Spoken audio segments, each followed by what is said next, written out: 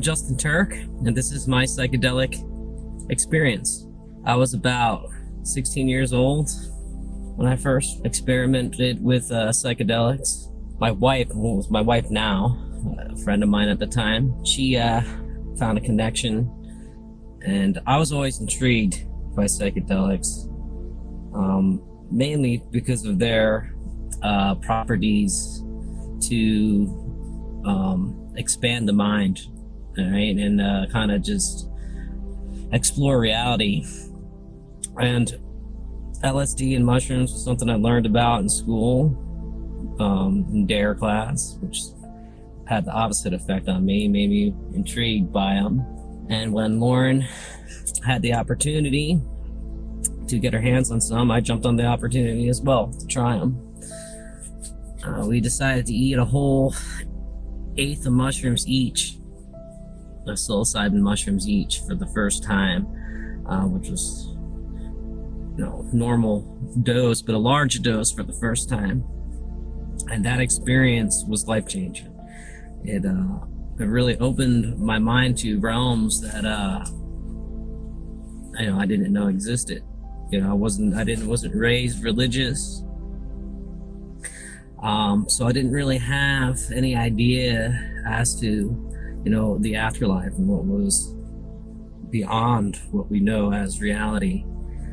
And that shattered every belief I had in that regard.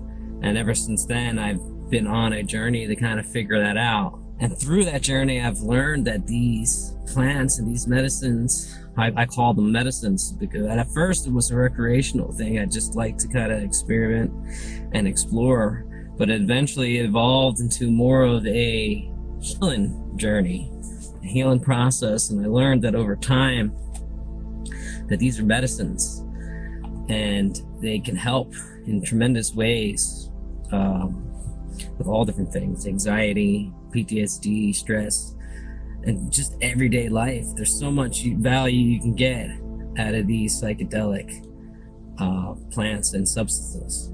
And also what I found throughout the journey was that when you use these substances in the proper set and setting is when you get the most benefits out of them. So I went from using them recreationally to using them in more of a healing and spiritual manner, and that's when it really transformed my life the most. Wasn't until 2017 when I finally tried ayahuasca, and honestly, I went into it just wanting to explore and see what it's about. But I went with my wife, and she was suffering from depression due to some childhood trauma. She lost her parents at a young age. So it was a healing journey for her, but my point is, coming out of it, I ended up getting healing out of it that I didn't even realize that I needed. I quit smoking cigarettes, I quit drinking alcohol, I went on a vegetarian diet, and my life has transformed since then. So I'm here today telling you the story about it because I think it's something that people should hear. I think people need to see the truth in psychedelics and the value that they can have on people and in our lives and as a community and a race in general. Ayahuasca, I had a really profound experience on ayahuasca. I had left my body. I met these beings. I don't even know how to explain them. It's really no type of words you could use to explain, but they were like beings of light. They didn't have physical bodies, but I could make out what I perceived as a body. And their energy was very overwhelming. I remember feeling as though I was crippled, like laying down, curling up in a ball. Because their energy was so intense and vibrant. But they were very kind and loving entities, and they assured me that I was fine. And then they brought me to another location, I guess you would call it a location, which was what I perceived as a enormous temple of light. He sat me down at this giant horseshoe shaped throne. It was more like millions of thrones in one throne, and there was an entity sitting in each throne, and there was an empty chair that they brought me to, and they told me that that chair was my chair, that one day I would break free from what they called reincarnation, or what I perceived as reincarnation.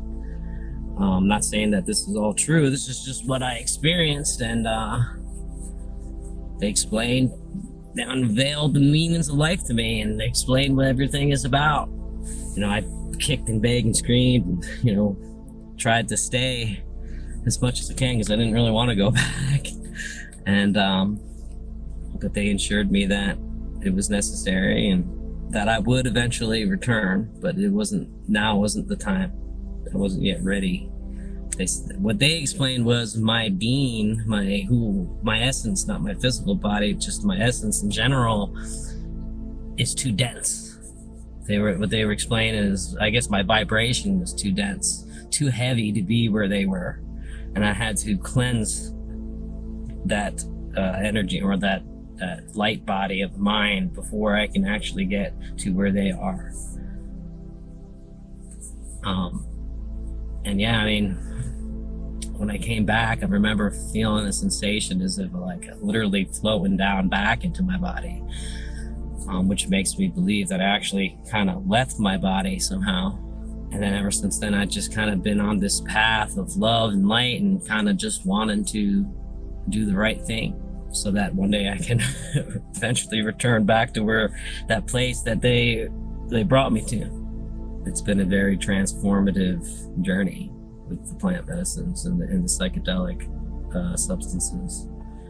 And I've done numerous different types of psychedelics. I've done peyote, San Pedro, DMT, and they all have different properties to them. I'd like to say that they all kind of have their own kind of spirit.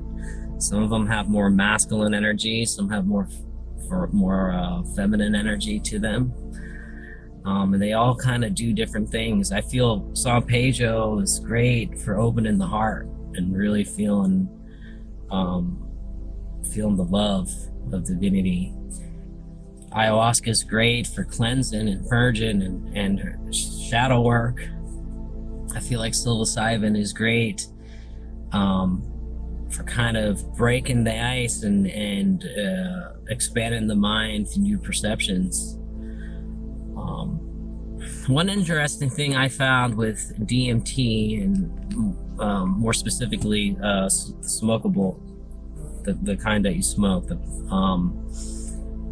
one interesting thing I found when we went on deep journeys, there's always moments where you feel like you're never gonna come back, like you're not gonna return. And one thing I noticed is until you come to a conclusion, like on something that you need to work about. There's multiple situations where I felt like it was never gonna end, like it was just gonna last forever, until I finally came to a conclusion on a problem. And once I came to the conclusion, it seemed like the effects automatically dissipated. And I've had multiple other people experience that kind of same situation where they felt like it was going to last forever, and then they finally came to a conclusion and it let off. I don't know if anyone else has ever experienced that, but I thought that was interesting. I think my main real message here is the importance and how these substances could be used as medicine, and also the spiritual aspect to it. There's definitely a spiritual, I know there's a lot of people, there may be some people who disagree, but I really do think there's a spiritual connection to these plants and substances.